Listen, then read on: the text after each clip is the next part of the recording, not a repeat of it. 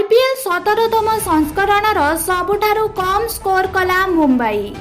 चलित Indian premiere league रे Mumbai Indians नैराश्यजनक प्रदर्शन जारी रही। सोमवार राजस्थान रॉयल्स विपक्ष मुकाबला रे प्रथम बैटिंग करी मुंबई 126 रन टार्गेट प्रदान करिछि। चलित संस्करण रे यह सबुठारु कम दलगत स्कोर। टॉस जीति राजस्थान प्रथमे फील्डिंग करिबा पई निष्पत्ति नेइथिला। मुंबई 20 रन रे 4टी विकेट हराई विपदरे पड़िथिला।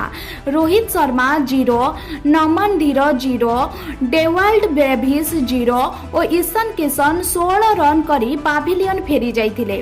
हार्दिक पांड्या 34 और तिलक वर्मा 32 रन करी किछिटा संघर्ष करिथिले। ट्रेंट बोल्ट और युजवेंद्र चहल 3टी लेखा विकेट अख्तियार करिथिले। नांद्रे बर्गर 2टी और आभास खां गोटिए विकेट नेइथिले। रोहित शर्मा को बदल रे मुंबई एथर हार्दिक को अधिनायक दायित्व प्रदान करिछि, जहाको नेई परोक्षरे टीम कम्युनिकेशन बिगिड़ी जाइछि। एहिपरि दमदार खबर गुड़िक देखिबा पई आम चैनल टी को सब्सक्राइब करंतु।